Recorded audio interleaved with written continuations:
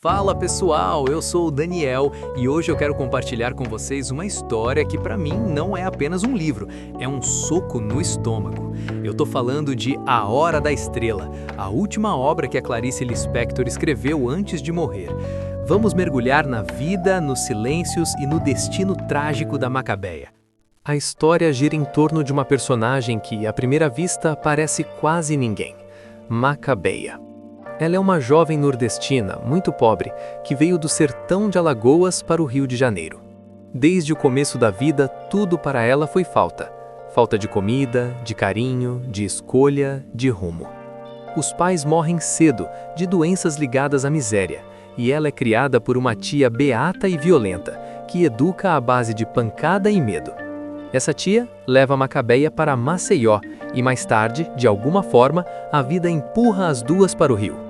Quando a tia morre, Macabeia fica sozinha no mundo, dividindo um quarto na Rua do Acre com outras moças balconistas.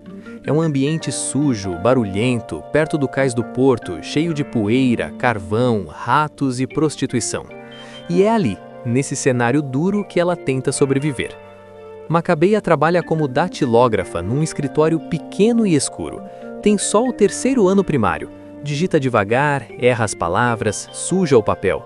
O chefe não gosta dela, prefere a colega Glória, que é eficiente, bem alimentada e cheia de presença. Mesmo assim, Macabeia se agarra ao título de datilógrafa como se fosse um troféu íntimo. É o único jeito que ela encontra de se sentir alguém. Fisicamente, Macabeia é descrita como uma mulher magra demais, curva, encardida, quase apagada. Ela não chama atenção na rua, ninguém repara nela, ninguém devolve o sorriso hesitante que ela às vezes arrisca dar. Ela quase não se lava, dorme com a mesma combinação manchada, sente fome, mas finge que não sente. Mesmo assim, não formula revolta, não se pergunta por que eu, não pensa em mudar de vida. Em vez disso, aceita tudo com uma passividade quase infantil, como se o mundo fosse naturalmente assim, duro, indiferente e inquestionável. Um detalhe marcante da rotina dela são as madrugadas com a rádio-relógio ligada bem baixinho. Macabeia fica ouvindo a hora certa, os anúncios comerciais e aquelas pequenas frases de cultura geral. Ali ela descobre palavras difíceis, informações soltas sobre história, ciência, religião. Não entende muito bem, mas acredita em tudo, guarda as frases como quem coleciona pedrinhas coloridas.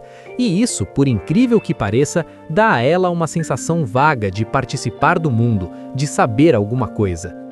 A vida de Macabeia é feita desses pequenos nadas: um ovo duro no botequim, um anúncio recortado de revista, um arco-íris visto no cais, uma música ao acaso que a faz chorar.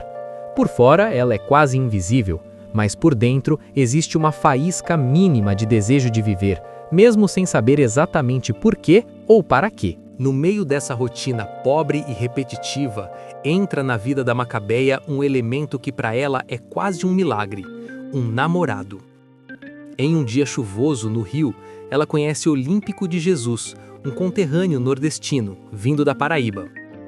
Ele trabalha numa metalúrgica, mas faz questão de se chamar de metalúrgico, porque a palavra soa mais importante do que operário. Olímpico é o oposto de Macabeia em termos de postura diante da vida. Ele é ambicioso, quer vencer, tem orgulho do próprio nome, do dente de ouro que mandou colocar, do jeito esperto de se virar. Carrega um passado pesado, já matou um homem no sertão, e isso para ele é quase um título de honra, um segredo que lhe dá sensação de poder. Ele sonha em ser deputado e repete para si mesmo que ainda vai ter dinheiro, prestígio, respeito. Macabeia, por sua vez, se encanta facilmente. Basta ele chamá-la de senhorita ou senhorinha para ela sentir que virou alguém. Os encontros são simples: caminhar na chuva, sentar em banco de praça, olhar vitrines baratas, visitar o zoológico. As conversas são cheias de mal-entendidos. Ela pergunta o significado de palavras que ouviu na rádio-relógio: álgebra, mimetismo, renda per capita. E ele, sem saber, responde com grosseria, finge que sabe, ou se irrita com o que chama de pergunta de idiota. Mesmo assim, para Macabeia, esse namoro ralo é o auge da sua vida afetiva. Ela nunca teve nada parecido. não sabe dar nome ao que sente, não chama de amor, chama de um não sei o quê. Ela é, sem saber, sensual, sente um aperto no corpo, um desejo vago que a deixa nervosa, mas não sabe ligar isso ao amor físico, ao sexo, a nada concreto. Quando ganha uma foto 3x4 de Olímpico, com o dente de ouro à mostra, fica tão agitada que precisa rezar para se acalmar. Aos poucos, porém, o namoro começa a desandar. Olímpico se cansa da inocência dela, da falta de conversa, da falta de futuro. E é então que entra em cena outra personagem importante. Glória, a colega de trabalho de Macabeia. Glória é o contraste perfeito. Corpo cheio, bem alimentada, oxigena o cabelo, tem ares de quem se gosta, mora com os pais, come comida quente, tem algum apoio familiar. Não é bonita no padrão clássico, mas tem presença. Tem um certo rebolado, um charme de mulata escondida numa pele branca. Quando Olímpico conhece Glória, ele enxerga nela tudo que Macabeia não tem. Carne, segurança, família, comida, chance de ascensão social. Glória é carioca da gema, vive melhor, tem pai que trabalha em açougue, tem casa, estrutura. Muito rapidamente, o interesse dele migra. O namoro com Macabeia, que já era morno, passa a ser apenas um incômodo, um peso que ele quer largar. Um dia, Olímpico finalmente termina tudo com Macabeia. Ele não tem tato, não tem delicadeza. Simplesmente avisa que agora está com outra, Glória. E para completar a humilhação, define Macabeia com uma frase cruel. Diz que ela é como um cabelo na sopa, algo que tira o gosto e que ninguém quer. A reação de Macabeia é tão estranha quanto reveladora. Em vez de chorar, ela começa a rir. Rir de nervoso. Rir por não saber o que fazer. Rir porque não tem repertório emocional para lidar com a rejeição. Olímpico também ri, sem entender direito. E pronto, aquele pequeno sonho dela de noivado, de casamento, de qualquer forma de pertencimento, se desfaz sem grande espetáculo, quase em silêncio. Mesmo assim, Macabeia não se permite entrar em colapso. Ela não se acha no direito de ser trágica. Tristeza para ela é coisa de gente que tem tempo e luxo para sofrer. Como é que uma moça que mal come, que mal existe, vai se dar ao luxo de ter uma grande dor? Então ela segue a vida como se nada tivesse acontecido, carregando por dentro um vazio ainda maior e sem nome. Depois de ser largada pelo Olímpico e de ver a própria vida voltar ao mesmo nada de sempre, Macabeia entra numa espécie de névoa. Ela não tem grandes crises, não faz escândalo, não se revolta. Continua indo ao trabalho, continua ouvindo a rádio relógio, continua existindo no modo rascunho. Mas por dentro há uma espécie de sensação vaga de falta. Ela não sabe nomear, não sabe se é fome, se é solidão, se é vontade de ser amada, se é tudo junto. Quem toma uma atitude por ela é a Glória, a mesma colega que roubou o namorado. Em vez de se sentir culpada, Glória tenta compensar de um jeito meio torto. Sugere que Macabeia vá a uma cartomante famosa, uma tal de Madame Carlota. Glória diz que ela é boa, que acerta tudo, que pode ajudar a dar um jeito na vida da amiga. E é assim, empurrada mais pelos outros do que por vontade própria, que Macabeia vai parar no apartamento de Madame Carlota. A casa é cheia de bibelôs, enfeites meio cafonas, um clima de teatro barato. Madame Carlota é uma mulher grande e espalhafatosa, que mistura religião, teatro, malícia e esperteza. Ela olha para Macabeia e vê logo, ali está uma criatura pobre, ingênua, pronta para acreditar em qualquer promessa. Ao longo da consulta, algo curioso acontece.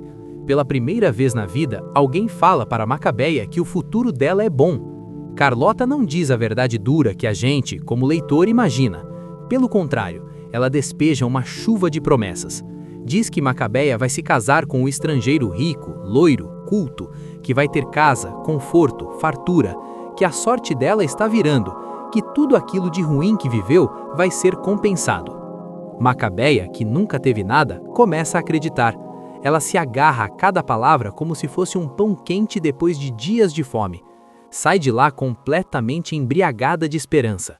Pela primeira vez, caminha pelas ruas sentindo-se importante, quase bonita, quase protagonista da própria história. Imagina um marido estrangeiro, imagina roupas novas, imagina uma coisa que ela nunca teve, um futuro. E é justamente nesse momento em que ela finalmente se sente viva que a história dá a sua virada brutal. Ao sair do prédio da cartomante, ainda atordoada de felicidade, Macabeia atravessa a rua. Um carro, um Mercedes, símbolo de riqueza, luxo e poder, vem em alta velocidade e a atropela. O impacto é forte, ela cai no chão, sangrando, cercada por curiosos que olham mais por espetáculo do que por solidariedade. Ninguém ali conhece a sua história, ninguém sabe que aquela nordestina magra e encardida acabou de ganhar, minutos antes, a única promessa de alegria da vida inteira. No chão, à beira da morte, Macabeia tem um momento raro de consciência. É como se, por um segundo, ela pressentisse que aquela é a sua hora, a hora da estrela, o único instante em que ela brilha para alguém, nem que seja como vítima de um acidente, cercada de olhares. É cruel, mas é isso, o mundo só repara nela quando ela está morrendo. Ela tenta dizer alguma coisa, parece querer pronunciar uma palavra, talvez Deus, talvez mãe, talvez simplesmente nada, e então morre. Sem família, sem amor, sem ter realizado nenhum dos sonhos que Madame Carlota inventou, mas com um detalhe importante: alguém contou a história dela. O narrador, Rodrigo S.M., que passa o livro inteiro em crise tentando escrever sobre uma pessoa tão insignificante, acaba dando a Macabeia aquilo que ninguém mais deu: existência em palavras. E é aí que entra o peso do livro. Quando eu conto A Hora da Estrela, eu não estou só dizendo que uma moça pobre foi atropelada. Eu estou mostrando como a sociedade produz essas vidas invisíveis, como a miséria não é só material, mas também afetiva e simbólica. Macabeia morre sem saber quem é, sem ter descoberto sua própria voz, mas o texto de Clarice a ergue, por um instante, ao nível de estrela, alguém que, mesmo apagado, teve sua luz registrada. No fim das contas, a história deixa no ar uma pergunta incômoda: quantas Macabeias existem por aí, passando pela nossa frente todos os dias, sem que a gente note? E quem é que vai contar a história delas? É uma ironia muito dolorosa da Clarice. A Macabeia só vira a estrela, só tem o seu momento de brilho e de atenção no exato instante em que a vida dela se apaga. A gente vive num mundo que valoriza quem fala alto, quem tem sucesso, quem aparece. E a Macabeia era o oposto de tudo isso. Ela era o cabelo na sopa, como disse o Olímpico. Mas, ao contar a história dela, a Clarice nos mostra que até a vida mais simples, mais pobre e mais ignorada tem uma profundidade sagrada. Eu espero que essa narração tenha feito você pensar um pouco sobre as Macabeias que cruzam o nosso caminho todos os dias.